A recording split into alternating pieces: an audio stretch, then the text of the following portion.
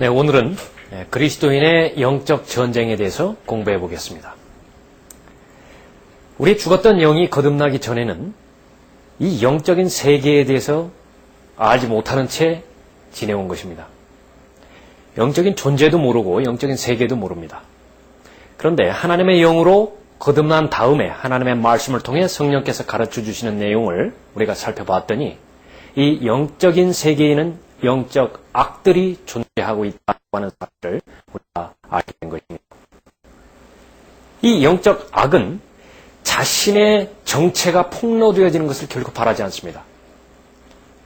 그래서 영이 거듭나지 못한 사람들은 이 영적인 세력들이 있는지 없는지조차 모르면서 인생을 보내는 것입니다.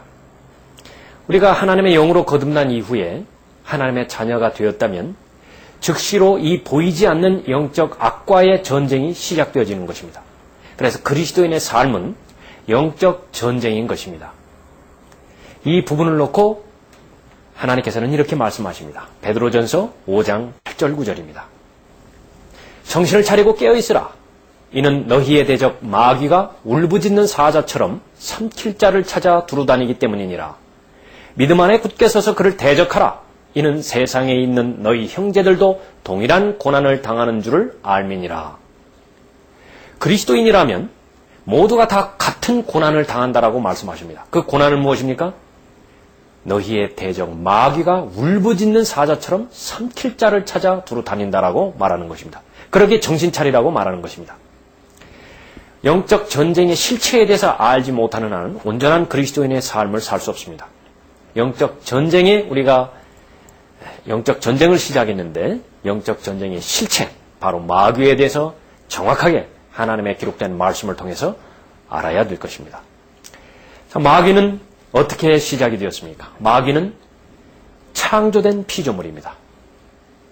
에스겔 28장에서 마귀의 기원에 대해서 아주 정확하고 자세하게 잘 기록되어 있습니다. 창조의 시기는 정확하게 기록되어 있지 않지만은 창세기 1장 1절 이전일 것입니다. 마귀는 기름 부음 받은 덮는 그룹으로 창조되었다 말씀하십니다. 에스겔 28장 14절입니다. 너는 기름 부음을 받은 덮는 그룹이라. 많은 사람들이 아는 것처럼 천사가 아닙니다. 그룹으로 창조된 것인데 덮는 그룹이라 말씀하십니다. 하나님의 보좌 위를 덮고 있기 때문에 덮는 그룹이라 말씀하는 것입니다. 마귀에게는 충만한 지혜와 완벽한 아름다움이 있었습니다. 너는 완전한 규모와 충만한 지혜와 완벽한 아름다움을 이루었도다. 그 아름다움이 얼마나 더했으면 완벽하다 그렇게 말씀하셨겠습니까? 마귀는 대제사장의 흉배에나 붙일 수 있는 그런 귀한 보석으로 덮여 있었습니다. 에스겔 28장 13절입니다. 내가 하나님의 동산 에덴에 있어 모든 귀한 돌인 홍보석과 황옥과 금강석과 녹보석과 얼룩마노와 벽옥과 사파이어와 에메랄드와 홍옥과 금으로 덮여 있었고 내 북들과 관악기들이 만들어지니 내가 창조되던 날에 내 안에 예비되었도다. 얼마나 완벽했습니까? 얼마나 아름답고 또 얼마나 지혜로운 존재였습니까? 이 마귀에게 대해 이 마귀는 창조된 날로부터 죄악이 발견되기까지는 완벽하였다 그렇게 말씀하십니다. 28장 15절에 너는 내가 창조된 날로부터 죄악이 내게서 발견되기까지는 너는 내 길에 완벽하였도다 말씀하십니다. 어떻게 타락하게 되었습니까? 자신의 아름다움 때문입니다. 자신의 아름다움 때문에 자신의 마음이 높아졌습니다. 내 마음이 너의 아름다움으로 인하여 높아졌고 너는 내 지혜를 내 찬란함으로 인하여 변질시켰도다. 죄악은 마귀에게서 처음으로 발견됩니다. 마귀는 원래는 아침의 아들 루시퍼였습니다. 그런데 교만으로 인해서 지극히 높으신 하나님과 같이 되고자 했습니다. 하나님의 보좌가 있는 셋째 하늘에서 쫓겨납니다. 다시는 공식적으로 그 앞에 접근하지 못하는 것입니다. 자, 이제 사탄의 운명은 어떻게 되어집니까? 가장 높은 하나님의 보좌, 위치적으로 보면 그 하나님의 보좌보다도 더 위에 있었던, 그 보좌를 덮는 위치에 있었던 그런 존재였지만은 사탄의 운명은 지옥까지 끌어내려질 것이라 말씀하십니다. 이사야 14장 15절입니다. 그러나 너는 지옥까지 끌어내려질 것이요 구렁의 사면에까지 끌어내려지리라. 지금은 이 세상의 신으로서 이 세상을 지배하고 있습니다. 때로는 하나님의 보좌 앞으로 다가가기도 합니다. 다가가서 형제들을 고소하기도 합니다. 그러나 예수 그리스도의 재림과 더불어서 마귀의 운명은 결정되어집니다. 불못에 던져지는 것입니다. 그곳에서 영혼을 보내게 될 것입니다. 마귀는 인격적인 존재입니다. 인격적인 존재라고 하는 말이 쉽지는 않습니다. 이 사실을 잘 살펴보기 위해서 요한복음 8장 44절을 우리가 살펴보겠습니다. 너희는 너희 아비 마귀에게서 나와서 너희 아비의 정욕을 행하고자 하는도다. 마귀를 보고 아비라고 말합니다. 누군가의 아버지라고 하는 말입니다. 마귀는 하나님께 욥을 고소했습니다. 자기 생각이 있는 것입니다. 부도덕한 동기를 가지고 있습니다. 도덕적인 존재입니다. 마귀는 광야에서 예수님을 시험하셨습니다. 시기할 수 있고 질투할 수 있습니다. 인격체라고 하는 말은 의지와 감정이 있고 또 지성이 있고 느낌을 가지고 있는 도덕적인 존재라고 하는 사실입니다. 그 도덕적인 존재가 사람일 수도 있습니다. 그 도덕적인 존재가 천사일 수도 있고 그 도덕적인 존재가 하나님일 수도 있고 마귀일 수도 있는 것입니다. 그런 의미에서 마귀는 인격적인 존재라 그렇게 말하는 것입니다. 자, 그 인격으로서의 마귀는 성경에서 무엇이라고 구체적으로 말씀하십니까? 마귀는 도둑이라 말씀하십니다. 마태복음 13장 19절입니다.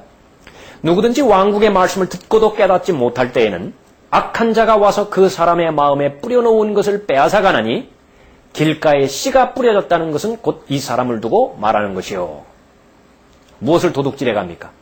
하나님의 말씀이 마음밭에 뿌려지지 못하도록, 뿌리 내리지 못하도록 빼앗아가는 것입니다. 하나님의 말씀을 들을 때에 조르실 때가 있습니까? 예외 없이 마귀가 그 말씀을 빼앗아가는 것입니다. 듣는 사람으로부터 하나님의 말씀을 빼앗아가는 그 마귀는 바로 도둑이라 그렇게 말씀하십니다. 마귀는 간교한 존재라고 말씀하십니다. 고린도후서 11장 3절입니다.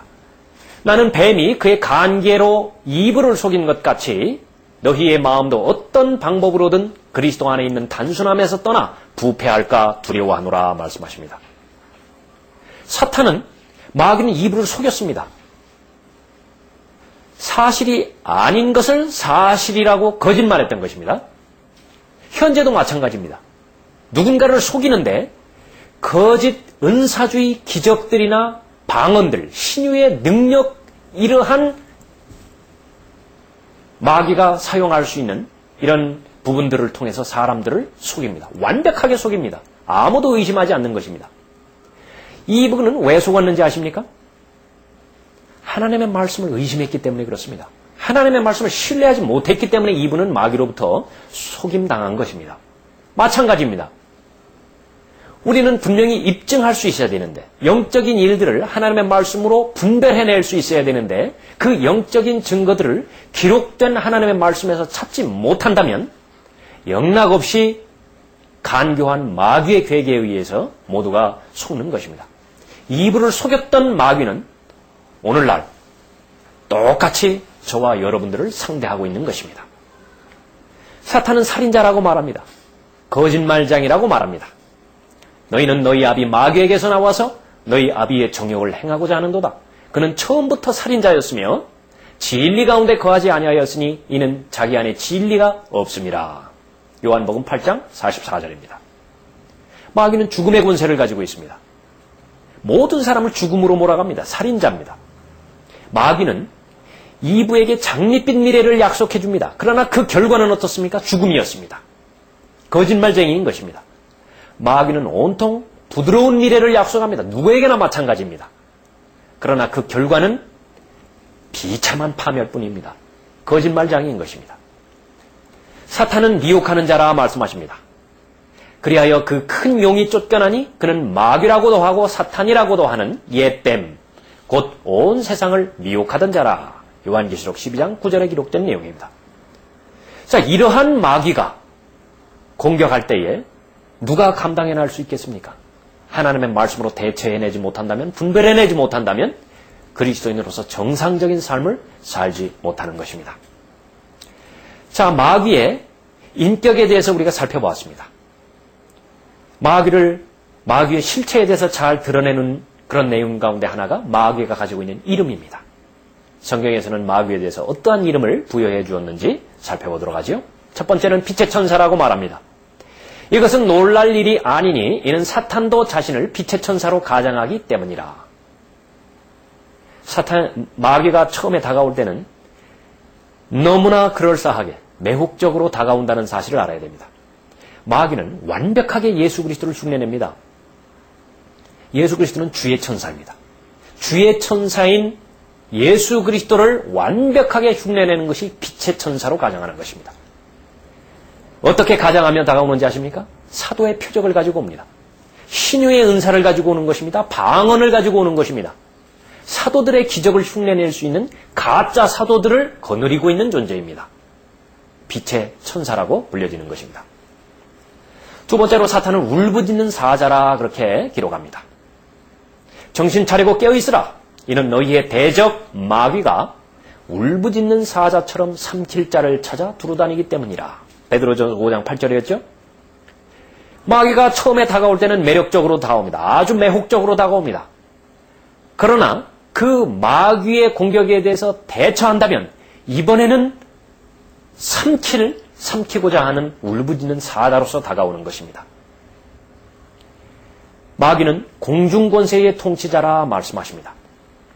전에는 너희가 그것들 가운데서 이 세상의 풍조를 따르고 공중권세의 통치자, 곧 지금은 불순종의 자녀들 안에서 역사하는 영을 따라 행하였으니 말씀하십니다. 지금 첫째 하늘은 마귀가 주관하고 있는 것입니다. 이 세상의 신이라고 불리워지는 마귀가, 공중권세의 통치자라고 불리워지는 마귀가 이 첫째 하늘과 둘째 하늘을 주관하고 있는 것입니다. 마귀가 통치하고 있는 것입니다. 이 세상은 하나님께서 통치하고 있는 것이 아닙니다. 마귀가 통치하고 있는 것입니다. 하나님께서 허락하실 뿐입니다. 마귀는 흑암의 권세라고 말씀하십니다. 그분께서 우리를 흑암의 권세로부터 구하여 내셔서 그분의 사랑하는 아들의 나라로 옮겨주셨으니 마귀는 빛을 싫어합니다. 예수 그리스도는 빛이신데 빛이 세상에 쪼였을 때 세상이 빛을 싫어했습니다. 왜 그렇습니까? 어둠이 드러나는 것을 원치 않았기 때문에 그렇습니다. 어둠 가운데서 일어나는 모든 일들, 흑암의 권세로부터 이루어진다는 사실을 알아야만 되는 것입니다.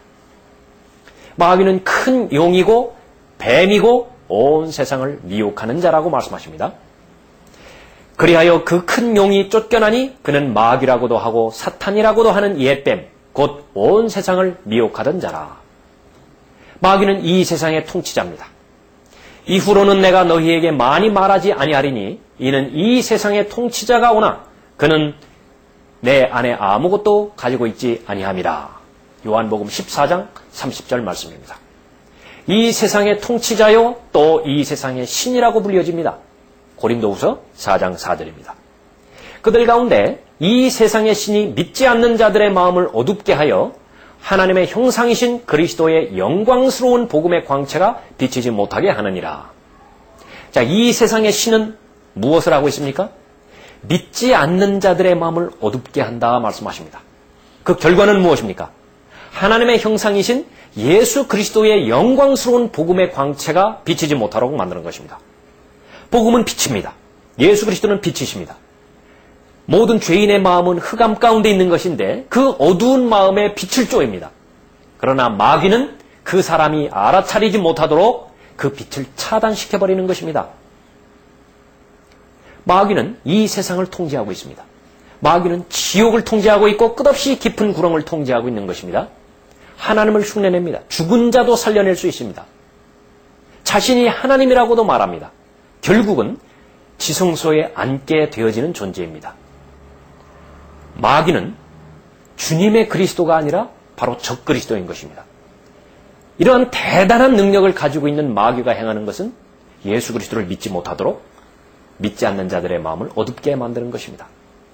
하나님과 마귀 같은 것은 존재하지 않는다고 생각하게 만들어버립니다. 하늘나라나 지옥 같은 것은 존재하지 않는다고 생각하게 만드는 것입니다.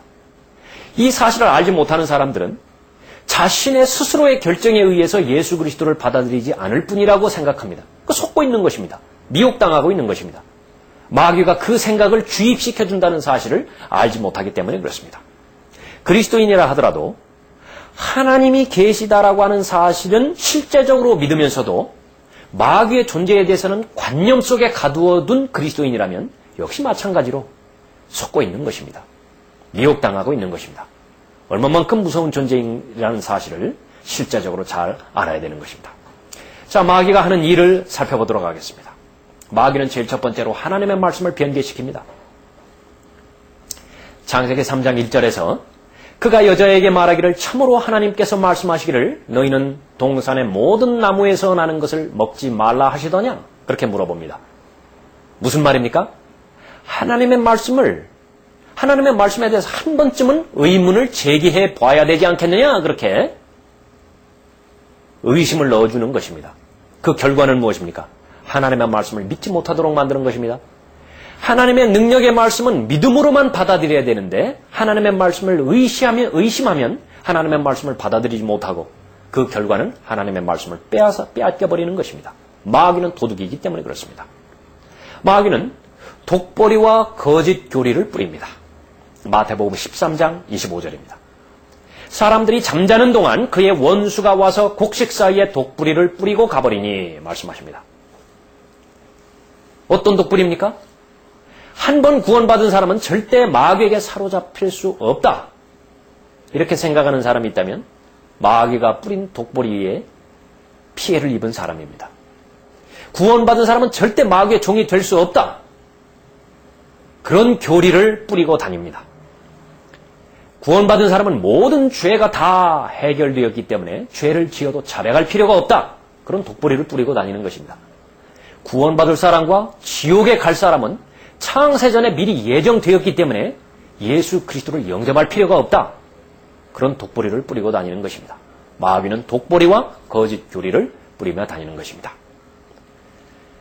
계속 살펴본 것처럼 마귀는 삼킬 자를 찾아다닙니다. 정신 차리고 껴있으라. 이는 너희의 대적 마귀가 울부짖는 사자처럼 삼킬 자를 찾아 두루다니기 때문이라. 구원받지 못하도록 만드는 것입니다. 구원받았다 하더라도 그리스도인으로서의 정상적인 삶을 살지 못하도록 방해하는 것입니다. 마귀는 어떤 일을 합니까?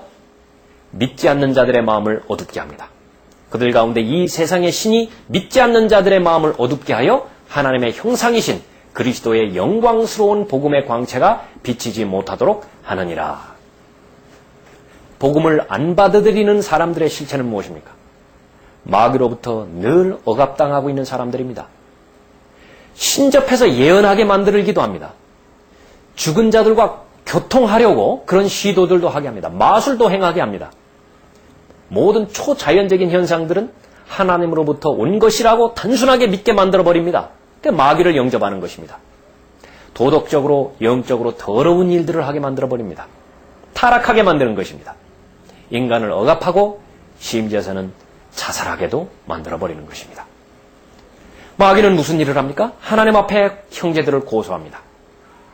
이는 우리 형제들을 우리 하나님 앞에서 밤낮 고소하던 그 고소자가 쫓겨났기 때문이니라. 요한계시록 12장 10절 말씀입니다. 공식적으로 하나님의 보좌 앞에 다가서지는 못하지만은 허락되어진 범주 내에서 형제들을 고소하기 위해서 하나님의 보좌 앞에 다가서는 것입니다. 성도들을 끊임없이 키질합니다. 성도들에게 죄를 짓도록 유혹하는 것입니다. 성도들에게 죄책감을 심어줍니다. 성령 하나님께서는 죄의 찔림을 허락해 주시지만은 그래서 죄를 자백하고 즉각적으로 예수 그리스도의 보혈을 신뢰해서 하나님의 교제권 안으로 들어오게 하는 것이지만은 마귀가 하는 것은 죄책감을 계속해서 심어준다는 사실입니다. 예수 그리스도의 보혈을 신뢰하지 못하도록 만드는 것입니다. 자백했다 하더라도 죄가 그대로 남아있는 것으로 생각하게 만드는 것입니다. 우리는 마귀에 대해서 지금까지 살펴봤습니다. 하나님과 마귀와의 사이에서 우리는 영적 전쟁을 치르고 있습니다. 하나님께서는 하나님의 말씀에 순종하기를 원하십니다. 마귀는 마귀의 술책에 놀아나기를 원하는 것입니다. 그 사이에서 우리는 반드시 승리의 삶을 살 수 있어야 됩니다. 자, 우리가 영적 전쟁에서 승리의 삶을 살아야 되는데 우리가 구체적으로 어떠한 조치를 취해야 되겠습니까? 첫 번째로 영적 전쟁의 실체를 알아야만 되는 것입니다. 지금은 전쟁 중입니다. 휴전 중일 뿐입니다. 남과 북은 대치 중에 있는 것입니다. 평화가 아닙니다. 완전한 평화가 온 것이 아닙니다. 그러나 많은 사람들은 휴전 협정 중이라는 사실을 알지 못하는 것입니다. 지금은 하나님과 마귀와의 전쟁은 종단되어진 것이 아닙니다. 지금 진행 중입니다. 그 사실을 인식하지 못하는 한 영적 전쟁에서의 승리는 보장할 수 없습니다.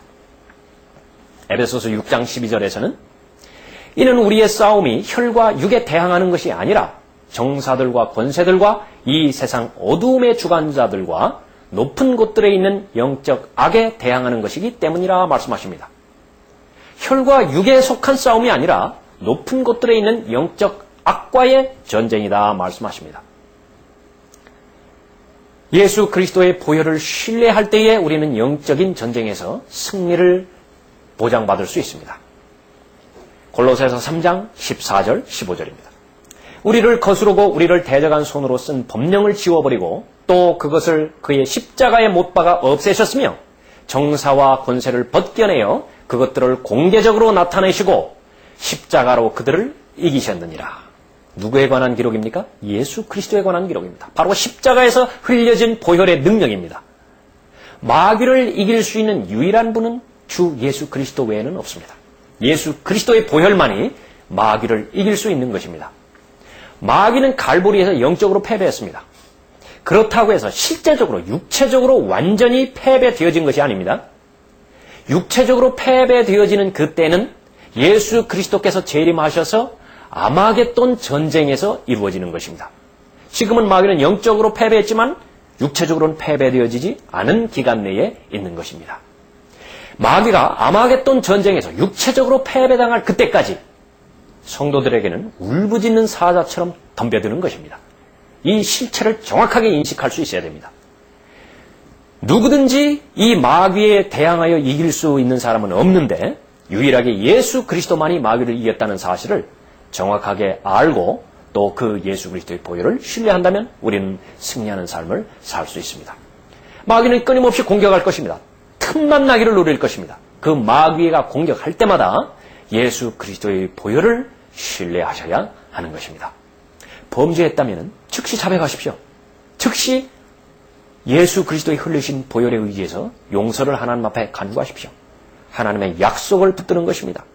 하나님께서는 신실하셔서 모든 불의로부터 깨끗게 해주시겠다고 약속해 주시는 것입니다. 마귀는 예수 그리스도의 피에 견디지를 못하는 것입니다. 마귀는 믿음 있게 믿음으로 하나님의 약속의 말씀을 주장하는 성도들의 믿음에 견디지를 못하는 것입니다. 자, 우리는 구체적으로 마귀를 대적할 수 있어야 됩니다. 베드로전서 5장 8절 9절 다시 한번 살펴보도록 합시다. 정신을 차리고 깨어있으라. 이는 너희의 대적 마귀가 울부짖는 사자처럼 삼킬 자를 찾아 두루다니기 때문이니라. 믿음 안에 굳게 서서 그를 대적하라. 이는 세상에 있는 너희 형제들도 동일한 고난을 당하는 줄을 알미니라. 정신을 차리고 깨어있으라고 말씀하는 것입니다. 그리스도인으로서의 승리의 삶은 저절로 주어지는 것이 결코 아닙니다. 자연스럽게 주어지는 것이 아닙니다. 이것은 싸워서 쟁취해야 되는 것입니다. 내 의지로서 얻어와야 되는 것입니다. 그러기에 정신을 차리고 깨어있으라고 말씀하는 것입니다. 마귀를 대적하지 않는 한 마귀와의 전쟁에서는 이길 수 없습니다. 하나님과 마귀 사이에는 적개심이 있습니다. 적의가 있습니다. 우리는 하나님의 씨로 태어난 하나님의 아들들입니다. 하나님의 자녀들이지요. 동일하게 마귀에 대해서 적의를 품는 사람들입니다. 성령의 능력으로 우리가 거듭난 이후에 즉시로 우리가 가지고 있는 하나님의 성품 가운데 하나는 미워하는 마음입니다. 무엇을 미워합니까? 죄를 미워하는 것입니다. 악을 미워하는 것입니다. 마귀를 미워하는 것입니다. 악한 세력들을 미워하는 것입니다. 이 마음은 정상적인 마음입니다. 이것을 잃어버리지 마시기 바랍니다. 그래야만 마귀를 대적할 수 있는 것입니다. 세상에 있는 모든 형제들도 동일한 고난을 당하는 줄 알미니라 말씀하십니다.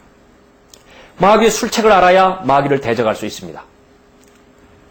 영적인 공격을 받을 때 그것이 마귀로부터 온 것임을 즉각적으로 알아야 됩니다. 이런 일이 내게 발생한 일이 우연히 발생한 일이라고 그렇게 안다면 마귀를 이길 수 없습니다. 재수가 없어서 이런 일이 벌어졌다고 한다면 이미 마귀의 술책에 넘어간 것입니다. 또 기분이 나빠서 이런 일들이 벌어졌다라고 말한다면 역시 패배한 삶인 것입니다. 우리는 마귀를 대적해야 되는데 그러기 위해서는 하나님의 전신갑옷을 입어야 됩니다. 그리스도로 옷 입는 것입니다. 구원의 투구를 써야 됩니다. 진리의 허리띠를 매야 되고 의의 흉배를 붙여야 되고 믿음의 방패로서 믿음을 수호해야 됩니다. 또 성령 안에서 기도해야 됩니다. 이 모든 것들을 다 갖추고 나서 반드시 해야 되는 일은 공격하는 것입니다. 그리스도인은 공격할 수 있어야 되는데 유일하게 하나님의 말씀을 공격 무기로 주셨습니다. 성령의 칼입니다. 성령의 칼로서 마귀를 대적하는 것입니다. 성령의 칼로 어떻게 마귀를 대적합니까? 우선 하나님의 말씀을 믿을 수 있어야 됩니다. 또 그 말씀이 어디에 있는지 알 수 있어야 됩니다. 마귀가 공격할 때마다 그 말씀을 인용할 수 있어야 되고 약속의 말씀으로 주장할 수 있어야 되는 것입니다. 바로 사용하는 것입니다. 그렇게 한다면 하나님의 전신갑옷을 입고 마귀를 온전하게 대적할 수 있는 것입니다. 마귀를 대적하는 사람은 모든 자신의 삶을 하나님께서 주관하시도록 맡기는 것입니다. 헌신하지 않고서는, 그리스도인이 헌신하지 않고서는 결코 영적 전쟁에서 승리할 수 없습니다. 헌신하지 않는 부분은 마귀에게 틈을 주는 부분이기 때문에 그렇습니다. 삶의 어떤 영역이라도 하나님께서 주관하시도록 맡기시기 바랍니다.